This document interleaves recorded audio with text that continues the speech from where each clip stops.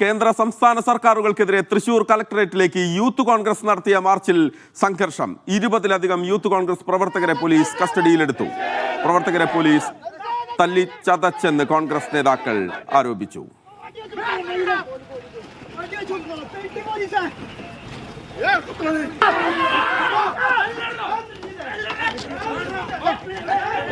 പിണറായി വിജയന്റെ ഈ നയം ഈ സമരത്തെ അടിച്ചമർത്താമെന്ന് വ്യാമോഹിക്കുന്നുണ്ടെങ്കിൽ ഒരു കാരണവശാലും അത് പിണറായി വിജയൻ ജയിക്കില്ല. അമ്പലക്കൊള്ള നടത്തിയ ആളുകളെ മാതൃകാപരമായി ശിക്ഷിക്കേണ്ടതും അതിൻ്റെ എല്ലാ കണ്ണുകളെയും കണ്ടെത്തി അറസ്റ്റ് ചെയ്യേണ്ടതുമാണ്. ഇന്ന് SIT പോലും എടുത്തുകൊണ്ടിരിക്കുന്ന അന്വേഷണങ്ങൾ നമുക്കറിയാം, പലർക്കും ജാമ്യം കിട്ടിക്കൊണ്ടിരിക്കുന്നത് പോലീസ് റിപ്പോർട്ട് കൊടുക്കാത്തതുകൊണ്ടാണ്.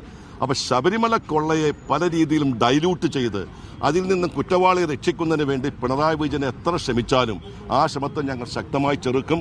അതിനെ ചോദ്യം ചെയ്യുന്ന യൂത്ത് കോൺഗ്രസ് സംസ്ഥാന പ്രസിഡന്റ് ഉൾപ്പെടെയുള്ള ആളുകളെ മർദ്ദിച്ചവശനാക്കാനാണ് ശ്രീ വിജയൻ വിചാരിക്കുന്നതെങ്കിൽ വിജയന് തെറ്റുപറ്റിപ്പോയി. ഇത് കേരളമാണെന്ന് വിജയൻ വിചാരിക്കണം. വിജയൻ ഇന്നത്തെ സമരത്തിനകത്ത് പോലീസിന്റെ ഇന്ന് ഇവിടെ നടത്തിയതുപോലെയുള്ള ഒരു നടപടികൾക്ക് ആധാരമാകുന്ന വിധത്തിലുള്ള പ്രകോപനങ്ങൾ യൂത്ത് കോൺഗ്രസിന്റെ ഭാഗത്തുനിന്നുണ്ടായിട്ടില്ല. സാധാരണ രീതിയിൽ നടക്കുന്ന സമരങ്ങൾ നടക്കാറുള്ളത് പോലെ തന്നെ ജലപീരങ്കി ഉണ്ടായി. അതിനുശേഷം പ്രവർത്തകർ കുത്തിയിരുന്ന് പ്രതിഷേധിച്ചു. ആ കുത്തിയിരുന്ന് പ്രതിഷേധിക്കുന്ന പ്രവർത്തകരെ അറസ്റ്റ് ചെയ്ത് നീക്കാനുള്ള പോലീസിന്റെ ശ്രമത്തിന് അനാവശ്യമായ ബലപ്രയോഗങ്ങളുണ്ടായി.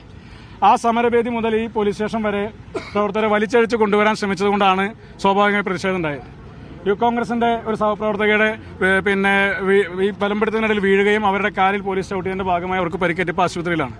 കൗൺസിലർ ഉൾപ്പെടെയുള്ള യൂത്ത് കോൺഗ്രസ് നേതാക്കന്മാരെ ഇവിടെ മൃഗീയമായ രീതിയിൽ വലിച്ചഴിച്ച് കൊണ്ടുപോകുമ്പോൾ സ്വാഭാവികമായിട്ട് അതിൽ പ്രതികരിക്കാതിരിക്കാൻ സാധിക്കില്ല എന്നുള്ളതാണ് ഒരു പ്രതികരണം സ്റ്റേഷനകത്തും നടത്തേണ്ടതായി വന്നത്. ലിയാസ് ബാബു എന്ന യൂത്ത് കോൺഗ്രസിന്റെ സഹപ്രവർത്തകനെ വളരെ മൃഗീയമായ രീതിയിൽ പിടിച്ചു വലിച്ചഴിച്ച് കൊണ്ടുപോകുമ്പോഴാണ് സംസ്ഥാന പ്രസിഡന്റ് എന്ന നിലയിൽ ഞാൻ അതിലെ വിഷയത്തിൽ ഇടപെടുന്നത്. പുറത്ത് നിന്നിരുന്ന പ്രമോദ് സംസ്ഥാന യൂത്ത് കോൺഗ്രസിന്റെ ജനറൽ സെക്രട്ടറിയാണ്. അയാളെ സ്റ്റേഷനകത്തേക്ക് പിടിച്ചു വലിച്ച് കയറ്റുന്നതിനിടയിൽ അയാളെ ചവിട്ടുകയും ലാത്തിക്കൊണ്ട് കുത്തുകയും ചെയ്തതിന്റെ ഭാഗമായി പരിക്കേൽക്കേണ്ട അയാളെ ആശുപത്രിയിൽ പ്രവേശിപ്പിച്ചിരിക്കുകയാണ്. അപ്പോൾ പോലീസിന്റെ ഭാഗത്ത് നിന്ന് ഞങ്ങൾ ഇന്ന് നടത്തിയ സമരം പോലീസിനെതിരെ നടത്തിയ സമരമല്ല. ഇവിടെ ഈ ജില്ലയ്ക്കകത്ത് ഇന്ന് നടത്തിയ സമരം ഈ ശബരിമല സ്വർണ്ണക്കൊള്ളയുമായി ബന്ധപ്പെട്ടും അതോടൊപ്പം തന്നെ ഈ ജില്ലയിലെ ബജറ്റിനെ അവഗണിച്ചതുമായി ബന്ധപ്പെട്ട് നടത്തിയ സമരമാണ്. ബജറ്റിൽ ഈ തൃശൂർ ജില്ല.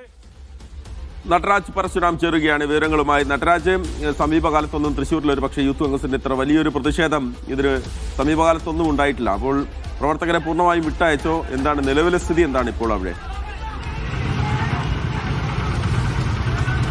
ഏതാണ്ട് 12 മണിയോടുകൂടിയാണ് ജില്ലാ കളക്ടറേറ്റിലേക്ക് യൂത്ത് കോൺഗ്രസിന്റെ പ്രതിഷേധ മാർച്ച് വന്നത്. മാർച്ച് പോലീസ് ബാരിക്കേഡ് വെച്ച് തടഞ്ഞു. ഉടൻ തന്നെ ശക്തമായ രീതിയിൽ യൂത്ത് കോൺഗ്രസ് പ്രവർത്തകർ പ്രതിരോധിക്കുന്നതാണ് കണ്ടത്. ബാരിക്കേഡ് മറിച്ചിടാൻ ശ്രമിച്ച പ്രവർത്തകരെ പലതവണ ജലപീരങ്കി പ്രയോഗിച്ചുകൊണ്ടാണ് പോലീസ് നേരിട്ടത്. ഇതിനെ തുടർന്ന് ഇവരെ കസ്റ്റഡിയിലെടുത്ത് മാറ്റുന്നതിനിടയിലാണ് സംഘർഷമുണ്ടായത്. പ്രവർത്തകർ നിലത്ത് വീഴുകയും ചിലർ കിടന്ന് ഉരുളിയുമൊക്കെ ചെയ്തു. ഇവരെ കസ്റ്റഡിയിലെടുക്കുന്നതിനിടയിൽ പലരും വീണു. പലരുമായിട്ട് തർക്കവും ഉന്തും തള്ളുമുണ്ടായി.